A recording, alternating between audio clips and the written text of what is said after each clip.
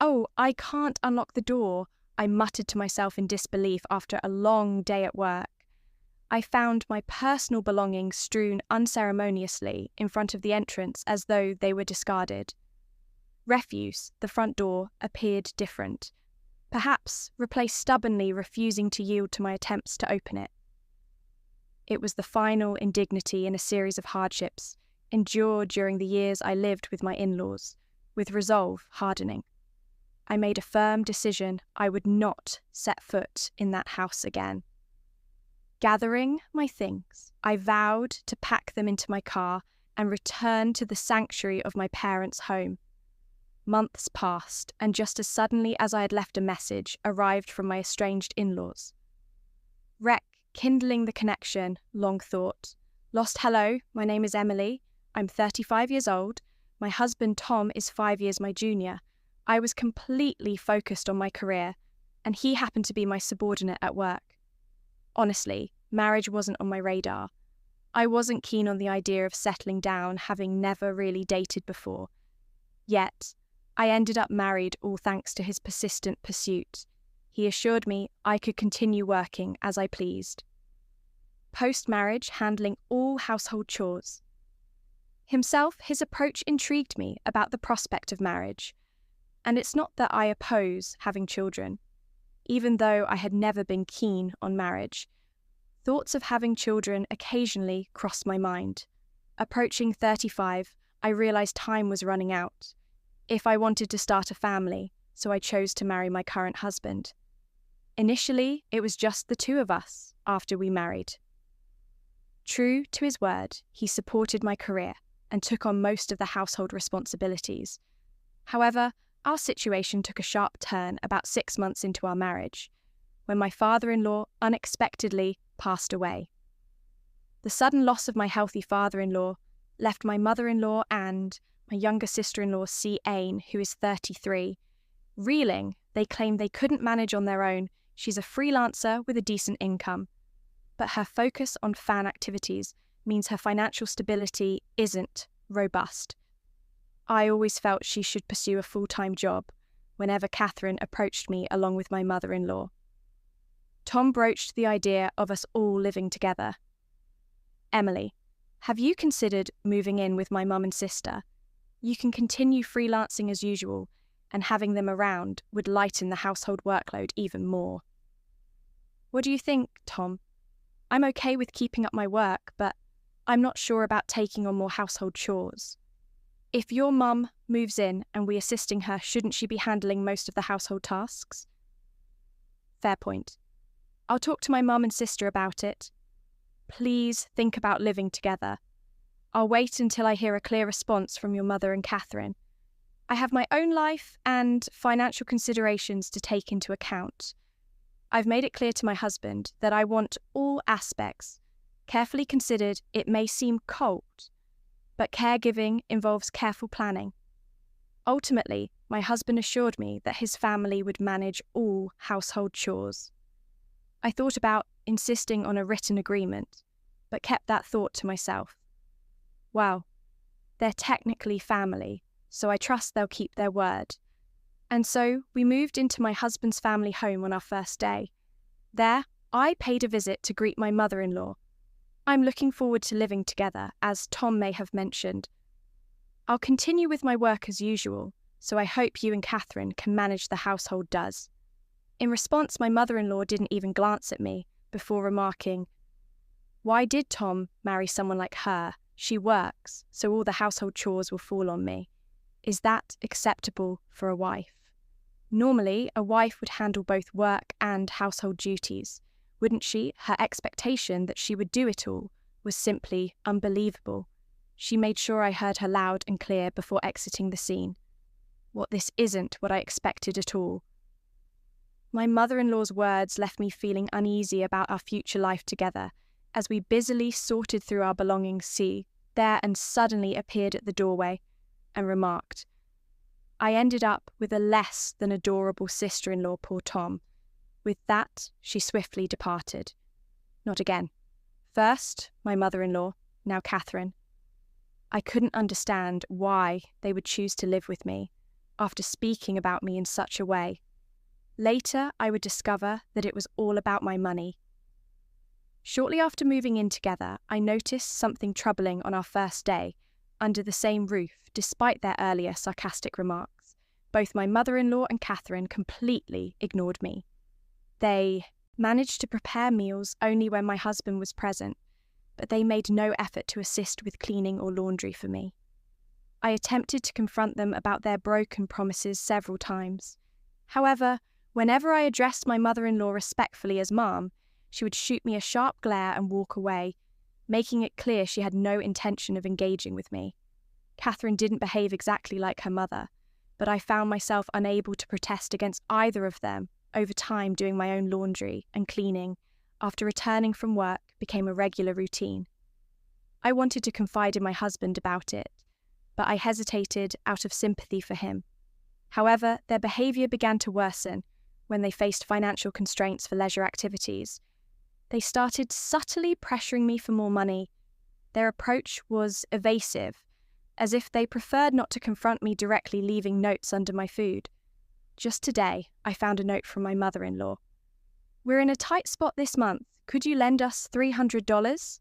I considered discussing it with my husband, but he seems strapped for cash due to social obligations and drinking habits, requesting could we cut down on expenses this month. What he was my subordinate, I always made sure he didn't overspend on unnecessary parties. However, after changing departments post-marriage, he found it difficult to decline invitations, and these expenses begin to accumulate. I found it difficult to bring up the financial demands with him. So, reluctantly, I gave in to their requests, treating it as a loan. This pattern persisted for 2 years. My husband grew increasingly comfortable with not contributing to household expenses, often urging me to cut costs each month with seeming indifference. Even I had grown accustomed to this routine. I felt trapped in a cycle of endless schemes. Yet there was something else I continued to do. I'll explain that shortly one day. On returning from work, I found numerous items scattered outside the house. Upon closer inspection, I realized they were my belongings.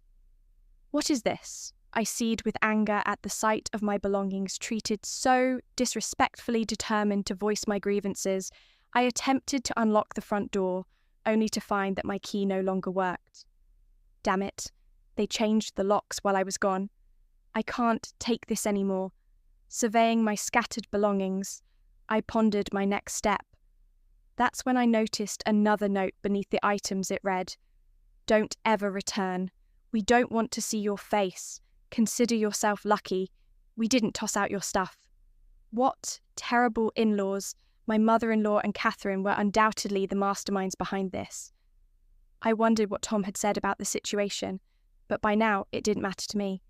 Luckily, I had my car keys handy. I quickly loaded as many of my belongings as I could into the car and drove straight to my parents' house. I felt relieved knowing my things were safe. At least my work wouldn't be affected the next day. Arriving at my parents' home, they were visibly shocked, but warmly welcomed me back.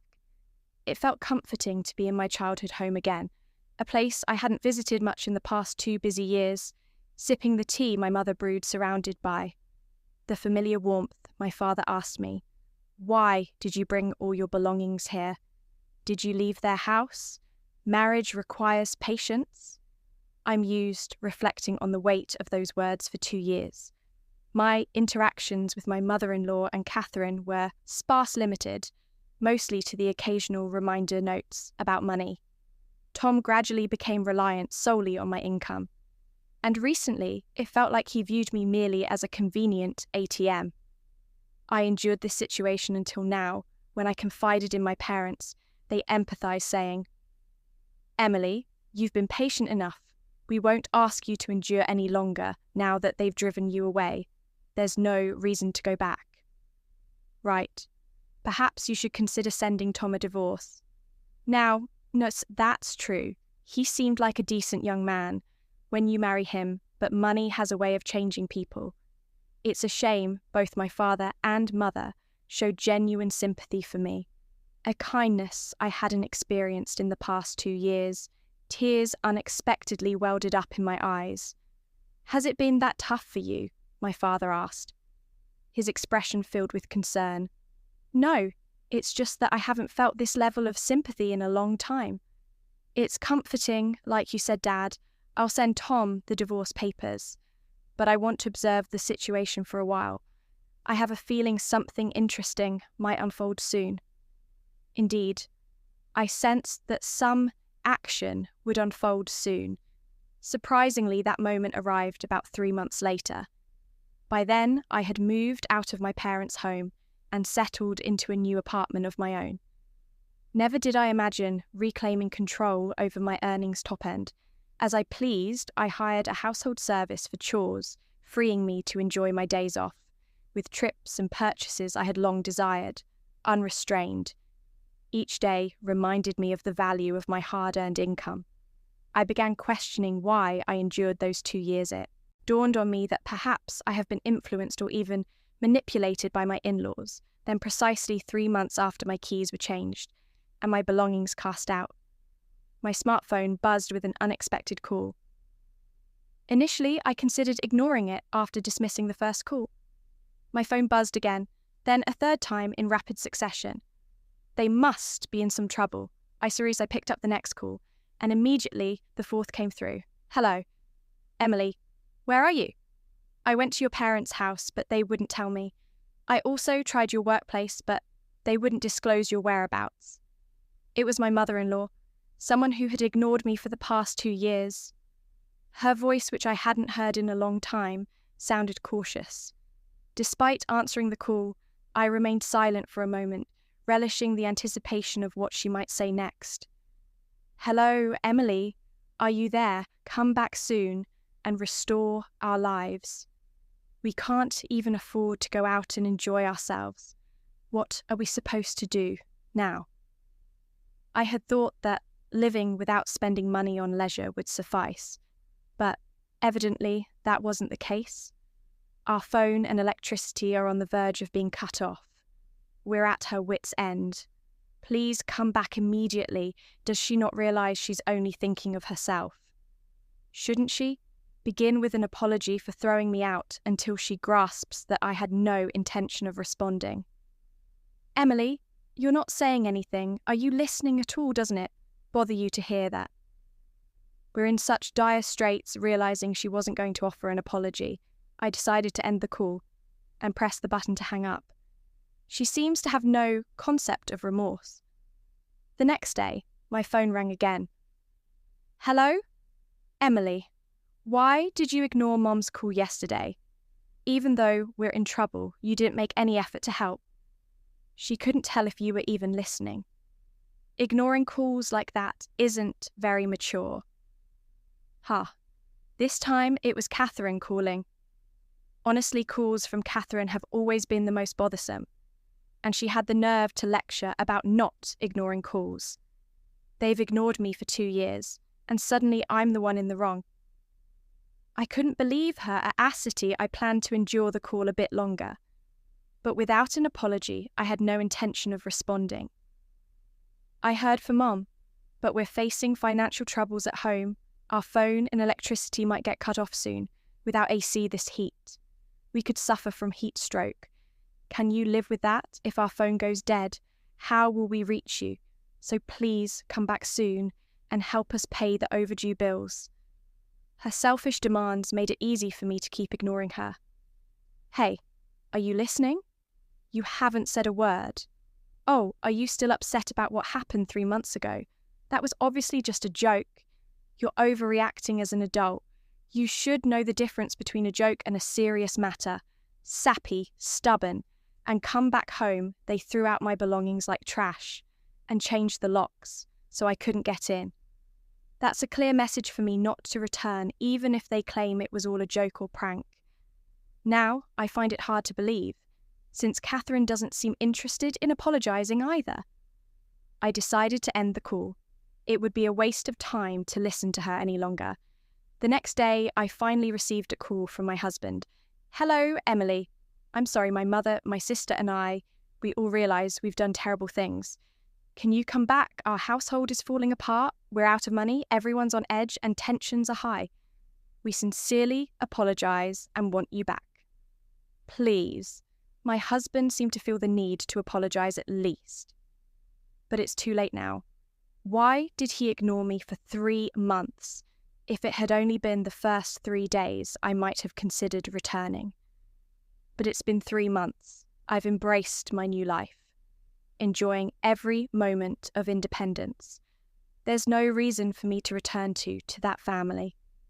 Now, I appreciate your apology, but given everything that's happened, I have no intention of coming back. Tom, why were you unreachable for 3 months? How could you do that as a husband? I looked into things. And guess what?